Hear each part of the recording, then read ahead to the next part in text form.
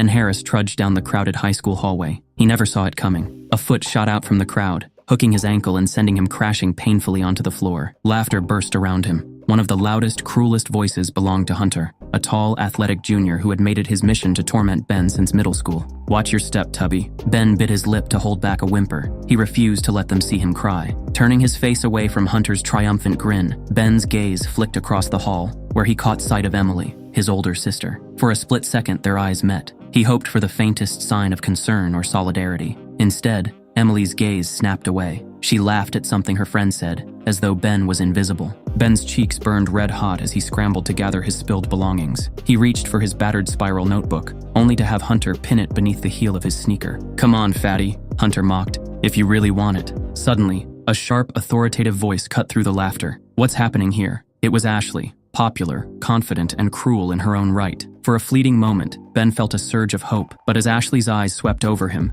she curled her lip in open disgust and took a step back. "Ugh, repulsive," she spat loudly. Ben was trapped by laughter and teasing. The crowd soon lost interest. As the onlookers dispersed, Ruby, a quiet girl from Ben's history class, knelt beside him. "Are you okay?" she whispered, handing him one of his textbooks. Ben managed a shaky nod, swallowing the anger and shame that churned inside him. Ruby looked around, and then leaned closer. "I forgot breakfast today. Forgot my lunch too." Ben understood her meaning instantly. He rifled through his backpack. He had bought her favorite sandwich earlier and quickly handed it to her. Ruby's eyes widened with relief and gratitude. The bell rang sharply. She pulled at Ben's sleeve, urging him to hurry so they wouldn't be late again. Still, the morning passed in a blur of hurt. Between periods, he half expected Hunter to corner him. He was too anxious to concentrate in class, jumping every time a whisper or passing snicker floated in his direction. When the lunch bell rang, fear sank heavy in Ben's stomach. Cafeteria time was always a gauntlet, the place where social hierarchies became painfully clear. He moved slowly through the lunch line,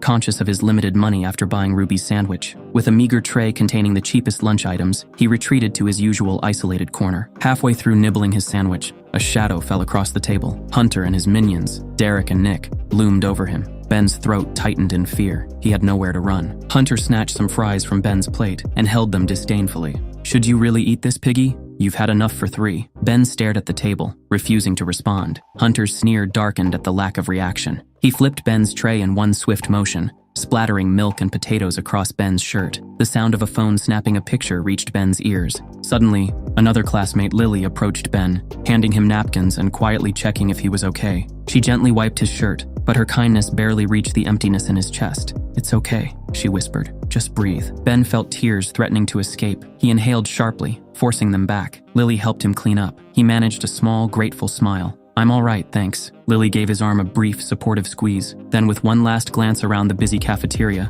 she turned to rejoin her friends. At least someone cares, he thought. When the final bell rang, relief washed over him, yet fear lurked beneath the relief. Hunter and his pack often prowled after school, looking for easy targets to shake down for money. And after all his forced generosity today, Ben had nothing left. He slipped out a side door and darted toward the sports field. Maybe he could escape, but no such luck. "Where are you sneaking off to, pig?" Panic seized Ben's heart. He bolted, heart pounding. Spotting a gap beneath the fence, he dove through, mud smearing his clothes. Hunter and the others shouted in frustration as they struggled to follow. Ben didn't stop. He ran until his lungs felt like they would combust. Only when their shouts died behind him did he dare slow down. He saw that he was halfway into the woods at the edge of his neighborhood. Students were warned never to enter these woods. People spoke of sinkholes and hidden wildlife. But for Ben, anything was safer than school bullies. Soon he found an old chain-link fence. The metal was rusted and twisted. Near the bottom was a small gap. Without stopping, he pushed through into a thicker part of the woods. The atmosphere changed immediately.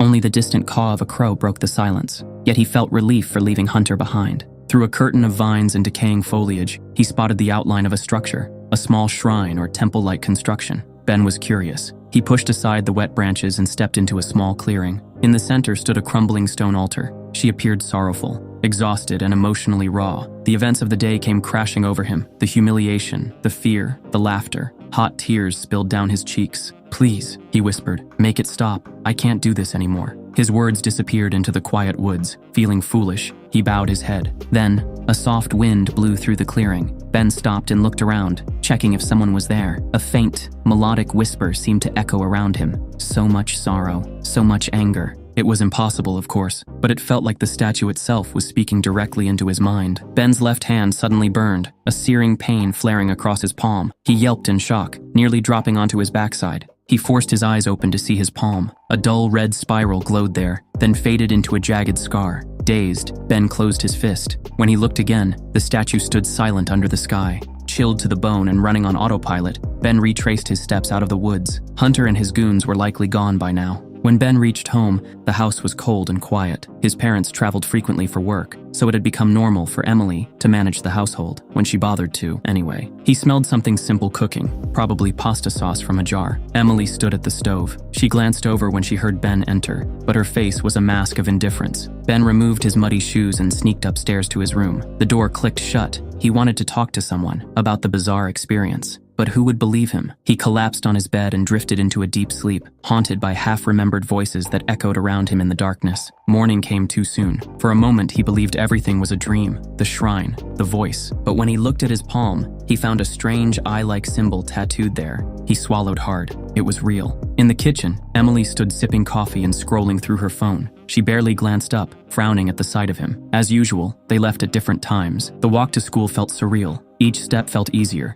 as if his body were more compact, stronger. Reaching campus, he saw Hunter and his cronies lounging near the school gates. Ben's first instinct was to avoid them, but something stopped him, an odd sense of confidence emanating from the tingling tattoo on his palm. Squaring his shoulders, he walked straight past them. Hunter caught sight of him. Well, if it isn't the piglet. Derek and Nick moved to block Ben's path. You gave us the slip yesterday. Ben's heart raced, but he stood firm, stating he didn't want trouble. Hunter scowled. He lunged forward and shoved Ben's shoulder. Only, Ben didn't topple. He barely moved at all. It felt as though Hunter's push bounced off him. A flicker of confusion flashed in Hunter's eyes. A small crowd began to gather, excited by the prospect of a confrontation. Sensing this, Hunter grabbed Ben by the collar with both hands, trying to yank him forward. Again, Ben planted his feet and braced, refusing to budge more than a few inches. An astonished hush fell over the bystanders. This time, Ben seized his chance. With a burst of courage, he shoved Hunter square in the chest, sending the bully stumbling back, nearly losing his balance. Gasps rippled through the crowd. Nobody had ever seen Fat Ben stand up to Hunter like that.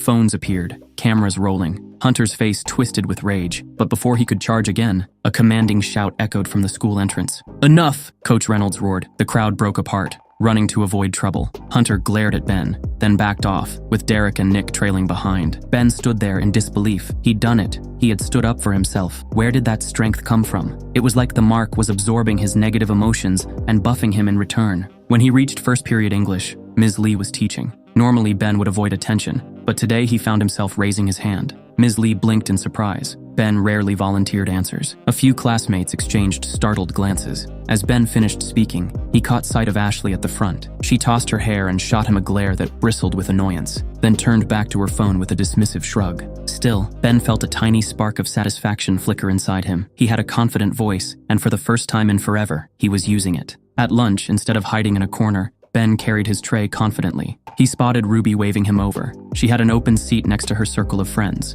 Normally, Ben would have panicked, but he found himself sliding into the seat. They chatted about weekend plans and the usual teenage gossip. Ruby's friend Marcy mentioned a trip to a nearby amusement park. Everyone was excited, except Ruby, who shifted uncomfortably. Ruby confessed she couldn't go, cheeks flushing as she admitted money was tight. Instantly, Ben reached into his pocket. He still had some leftover from skipping lunch the previous day. "Here," he said, offering her $40. "This should cover your ticket, right?" Ruby's eyes widened as she glanced between the money and Ben, questioning if he was sure. Ben smiled softly. "It's fine. If you need lunch or anything else, just let me know." Tina and the others exchanged glances. Impressed, Ruby beamed and impulsively gave Ben a quick side hug. Heat flashed across his cheeks at the contact, but he also felt a blossoming pride. Hunter and his crew were suspended for a week after footage was reviewed by the principal. With them gone, Ben felt freedom in the halls for the first time since he could remember. Classmates who had barely acknowledged him now greeted him in passing. Ruby grew more attached, leaning on him for small favors, borrowing a few dollars, finishing a homework problem, or letting her copy notes. Ben liked the attention, the normalcy of having friends around. He was still too flattered to notice the pattern.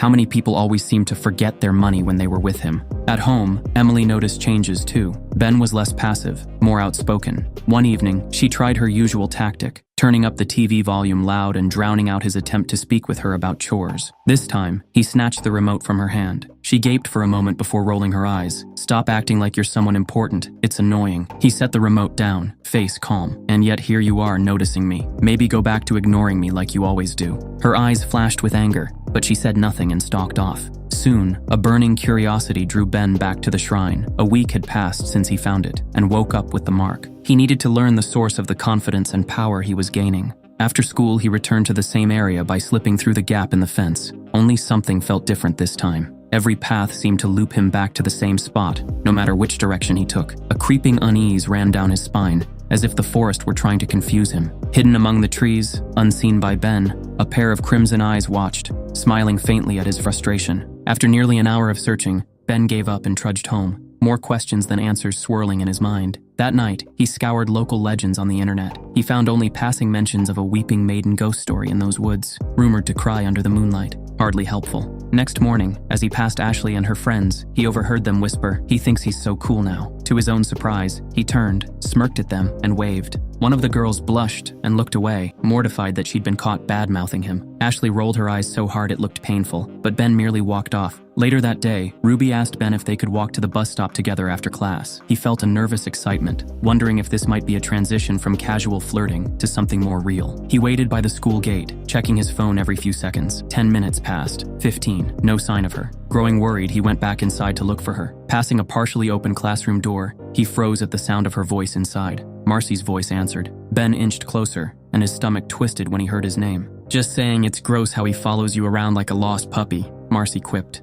Ruby sighed. "He's not that bad, Marcy. He's fat, ugly, and desperate," Marcy cut in sharply. "You've been nice to him, but people are starting to think you actually like him. That's social death, you know." Ruby's voice dropped. "I know. He is fat and ugly. It's not like I enjoy hanging out with him. I was just trying to be nice, as he is paying for my stuff. He keeps taking it the wrong way." Marcy laughed. "Exactly. Use it to your advantage while you can. Let him buy you things, but you gotta pull back or he'll think you're dating. That's even more embarrassing." Something inside Ben broke. Each word stabbed his heart like a needle. He turned and left the building without a sound, tears burning at the corners of his eyes. He walked aimlessly, eventually collapsing onto a bench in a nearly empty park. "How could she?" Ben whispered to himself. "I thought she was different." The mark on his palm throbbed. A dark swirl of emotions coalesced inside him. In the end, nothing had truly changed. Even confidence wasn't enough when people judged him solely on looks. He went home that evening, ignoring Emily's half-hearted greeting. Locking himself in his room, he ignored the phone that buzzed with messages from unknown numbers. Maybe classmates who heard some rumor. He didn't care. He was done with them all. That night was a fever dream. He tossed and turned, sweat drenching his sheets. Each time he closed his eyes, he heard Ruby and Marcy's voices taunting him. The intense heartbreak made him forget about the mark, which was throbbing intensely. They only used you. Give in, or keep suffering. Each hateful whisper in his mind felt both external and intimately his own. By morning, he was exhausted. For a solid week, he skipped school under the pretense of being sick. Emily, begrudgingly worried, knocked on his door a few times, but he refused to answer. The world outside could burn for all he cared. But on the 7th morning, he awoke in a startling calm. The fever was gone. His mind felt strangely clear, albeit simmering with a quiet anger. He half-sleepingly got out of bed, noticing his body felt lighter, more energized. Running a hand through his hair, he caught a glimpse of himself in the mirror and froze. His reflection was different. The chubby, lumbering figure was replaced by something leaner, sharper around the jaw, the belly reduced. He looked as if he'd lost 50 pounds overnight, his face inches closer to the person he'd always yearned to be. Was he still dreaming? He pressed a hand against the cool glass. This time, he felt a rush of joy. The mark on his palm glowed softly, like it approved. "No," he whispered, swallowing hard. "This is real." He headed out of his room. In the hallway, he nearly collided with Emily. Her eyes flared wide in shock as she took in his transformed appearance. She remarked that he looked different. Ben shrugged casually. "Probably because I've barely eaten anything this week. Haven't really felt hungry," he said, heading off to school. And with that, he brushed past her and left the house, ignoring her startled expression. He didn't need Emily's approval, or anyone else's anymore. The walk to school was exhilarating. A new strength thrummed through his muscles. He tested it by jogging the last few blocks, barely winded when he arrived. Once on campus, heads turned. Girls who had never given him a second glance paused mid-laugh. Some even nudged their friends, pointing. Ben stopped by his locker, noticing how people watched him from the corner of their eyes. Meanwhile, his sister came in through the main entrance with her clique. One of her friends, a redhead named Allie, spotted Ben. "Oh my God," she breathed. "Who's that?" Emily realized they were all staring at her brother. The same brother she'd disowned socially for years. Now he looked like someone else entirely. Pride, embarrassment. She couldn't place the emotion coiling in her chest. "That's my brother," she mumbled, instantly regretting the admission. Her friends stared, teasingly asking since when she had a hot brother. Emily's face burned. Down the hall, Ben caught bits of their conversation. He heard someone say, "Emily's brother." Not that it mattered. He shut his locker and strolled to class. In first period homeroom, Miss Sandoval paused mid-sentence as Ben walked in. She hesitantly asked if she knew him. A classmate from the back spoke up. "That's Ben Harris." A ripple of whispered astonishment spread through the room. Sandoval raised her eyebrows. "Ben, She shook her head, collecting herself. "Take your seat, please." He sat in his usual spot. Ruby, seated one row over, looked anxious, scribbling on a slip of paper. She slid it onto his desk when Ms. Sandoval turned to the board. "Where have you been? You look amazing. Let's talk at lunch?" Ben's heart twisted at the sight of her handwriting. A few days ago, her words could have warmed him, but all he could think of now was the conversation he'd overheard. He offered her a small, non-committal smile, and her face lit with relief. Then he caught Ashley watching him from across the aisle. Her gaze flicked away the instant their eyes met, a faint pink tinge coloring her cheeks. Just as class finished, two figures appeared at the doorway, Hunter and his cousin Jake. Evidently, their suspension had ended. Hunter stepped directly in front of Ben, angrily challenging his newfound confidence. Jake rolled his shoulders, showing bruises from who knew what previous fight. Suddenly, Hunter lunged forward. The mark on Ben's palm flared. Lightning fast, Ben caught Hunter's wrist, twisting it. Hunter hissed in pain. Jake lunged forward, swinging a heavy textbook at Ben's head. Ben ducked just in time. Students scattered with screams, some filming on their phones. Jake charged again. Ben sidestepped and slammed a palm into Jake's ribs. Jake staggered, nearly toppling onto another row of desks, but came back swinging pure rage in his eyes. He crashed into Ben, both of them tumbling over the chairs. Hunter freed from Ben's initial hold, snatched a metal chair and struck at Ben's back. Pain flared, but adrenaline kept Ben upright. He spun, yanked the chair away. With unnatural strength, he grabbed Hunter by the collar, lifting him clear off his feet and pinning him against the wall. Jake tried one last time to tackle Ben from behind, but Ben twisted at the last second, delivering an elbow to Jake's jaw. Jake crumpled to the floor, dazed. Hunter's eyes filled with fear as Ben pressed him harder against the wall, voice low. "Had enough?" Fear flashed in Hunter's eyes. "Fine," he muttered, shame burning his cheeks. "Let me go." Ben released him. The classroom stood in stunned silence. Nobody had expected this outcome. Without a word, Ben picked up his scattered belongings and walked out, leaving a hush of disbelief in his wake. As soon as the bell rang for break, the hallway burst into excited chatter. Students swarmed Ben, especially the girls, clamoring for details. "How did you do that? Have you been working out?" Ben felt a surge of exhilaration mixed with disorientation. He offered only vague answers. "Guess I'm stronger than I look." Finally, Ruby cut through the crowd, grabbing his hand. "Come on," she urged. "Let's go somewhere quieter." She led him to the cafeteria, weaving between tables until they reached a quieter corner. They joined the lunch line together. Ruby paid for both their meals, smiling shyly. "My treat," she said. They sat away from the usual cliques. Ruby leaned in, eyes full of curiosity and maybe a hint of longing. "You look incredible. And the way you handled Hunter and Jake." She shook her head in amazement. "I've never seen anything like it." Ben stared at her, recalling the words she had said to Marcy. Fat and ugly. The memory soured any sweetness he felt now. Still, he forced a small smile, letting her talk. In the days that followed, Ben found himself slipping deeper into the role of a campus hottie. A swirl of superficial friendships formed around him. At lunch, Ruby often offered to pay for his meals to repay him for all the times he had covered her. Yet ironically, Ben started to take advantage as well, asking her to complete entire projects for him, pick up extra errands, or retrieve things from the school store. She complied without complaint, almost eager to please him. A subtle arrogance crept into Ben's demeanor. He recognized it in himself, but didn't particularly care. If people wanted to revolve around him for once, let them. He'll make use of it. Ashley, meanwhile, had taken an unexpected interest in him.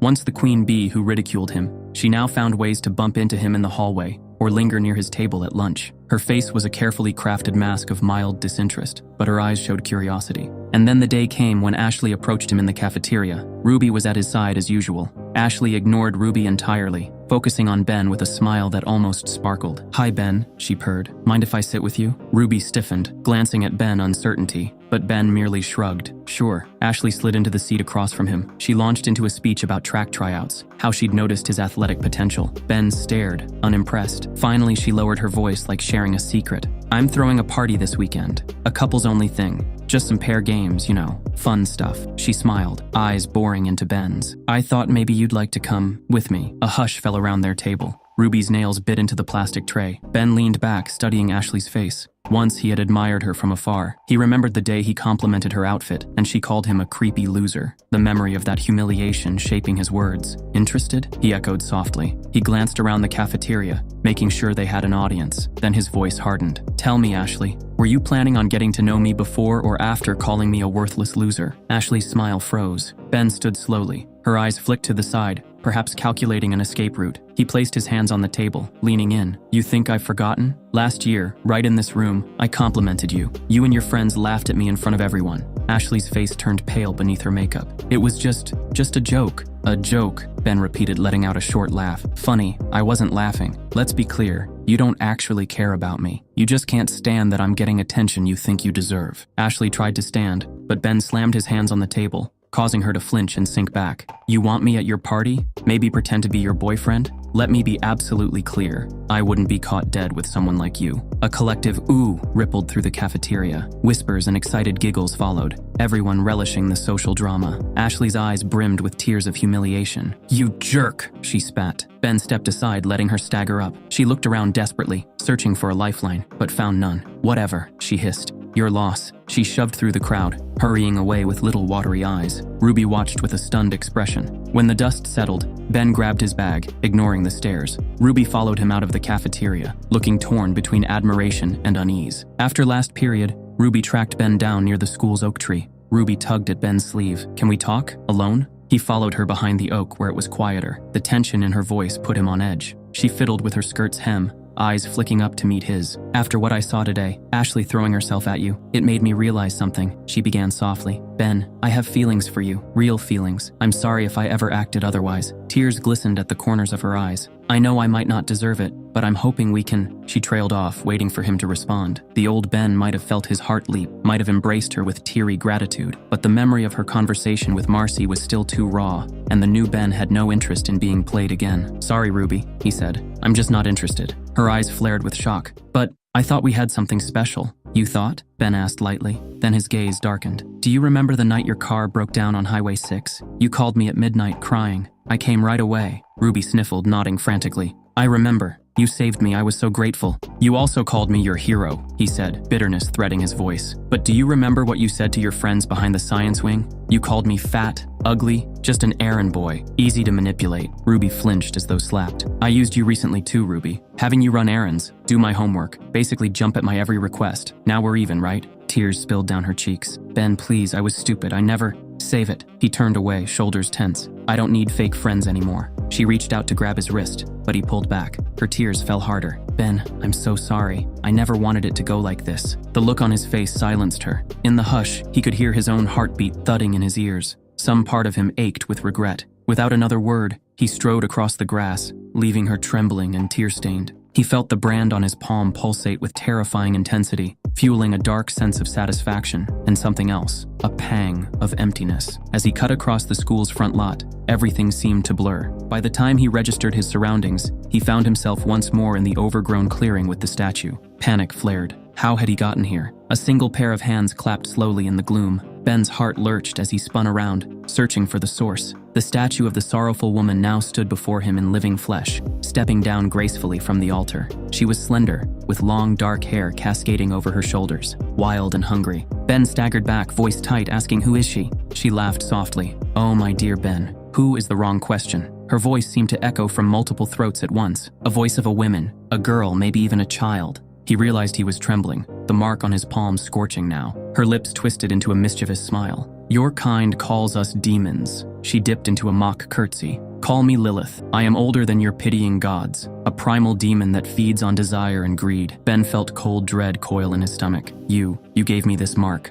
Lilith prowled closer, each step graceful as a dancer's. "You came here, kneeling before my statue, filled with despair so thick I could taste it. You asked for strength, I gave it to you." Her hand caressed his left palm, and the brand flared. Memories of his humiliations exploded in his mind. He felt the swirl of shame and anger. Lilith's gaze flickered with delight. "You were drowning in self-loathing, dear Ben. and humans in that state are so easy to control. Now, your desires are unleashed. How does it feel to be admired and feared at last? Ben clenched his teeth. I didn't ask for this. I just wanted people to stop hurting me. Lilith chuckled, and they did stop. Your deepest wish, to be strong, to no longer be the victim. But as with all gifts, a price must be paid. A creeping sense of foreboding gripped him. What price? She tilted her head. That remains to be seen, my dear.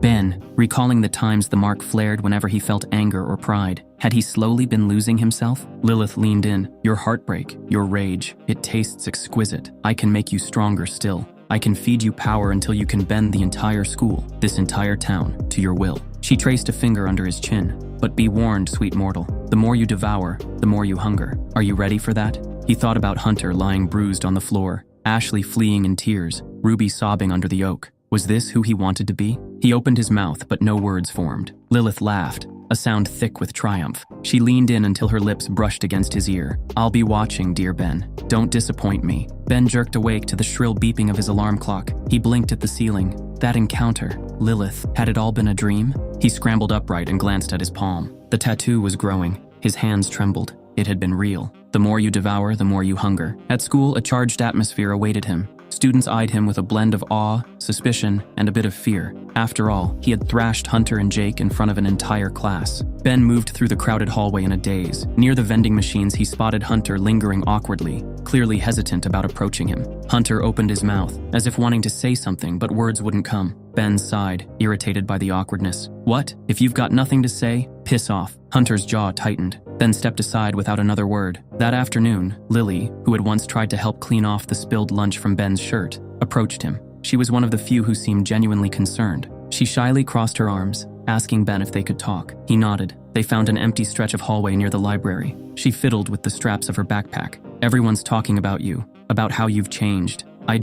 She took a breath, meeting his eyes. Are you okay? Her question caught him off guard. Most people asked for favors, not if he was all right. He managed to say he was fine. She nodded slowly. You don't have to tell me details, but if you ever want to hang out or talk about anything, I'm here. There was an earnestness in her voice that tugged at something deep in his chest. Ben felt an urge to confide in Lily, to unload the horror of his predicament, but fear of sounding insane and of dragging her into this darkness held him back. He forced a small smile. Thanks, Lily. Her face lit with relief. She gave a little wave and disappeared into the crowd. In the evening, Ben returned home to find Emily perched on the living room couch. She rarely confronted him like this, so he paused warily in the doorway. What? He asked, removing his sneakers. She turned off the TV. So, you beat up Hunter. Words all over school. He shook his head, saying the guy deserved it. She frowned, tapping her nail on the remote. I don't care that you beat him up, but you realize you're making a scene, right? Now everyone's talking about you, which means they're talking about us. A hint of her old scorn flickered across her features. Ben's anger rose as he bitterly reminded her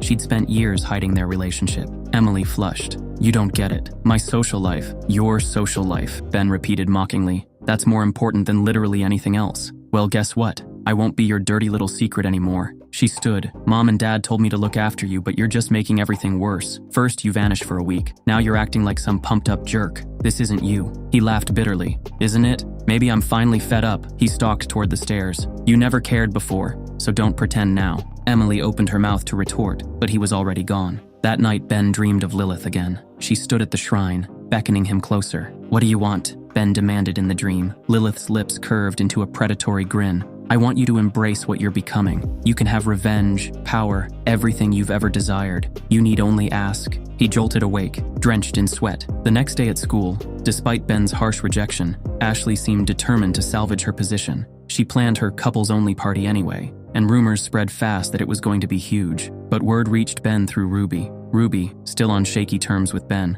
approached him sheepishly the day of the party. Ashley insisted I bring you, she said. She claims you're cool now, and you'll attract attention. I know you don't like her, but Ben arched an eyebrow. He wasn't sure which was more annoying, that Ashley had the gall to invite him after their confrontation, or that Ruby was still acting like his messenger. Is that right? He drawled. Ruby nervously apologized, suggesting he come along to show everyone he wasn't bothered by the drama, mentioning Lily would be there too. At the mention of Lily's name, he hesitated. Lily had been genuinely kind. Maybe if she were there, he'd have someone normal to talk to. Part of him also relished the chance to show Ashley up on her own turf. All right, he finally said. The mansion was as lavish as rumored. Music throbbed through the air as clusters of teenagers laughed, flirted, and danced. Heads turned as he walked in. Ashley glided forward, greeting him with a practiced smile. Ben, you made it. She looped an arm through his, ignoring the tension between them. He stepped back, forcing her to release him. Don't push your luck. She laughed airily, though her cheeks colored. Right, well, enjoy the party. Drinks and food in the kitchen. And my room is on the first floor,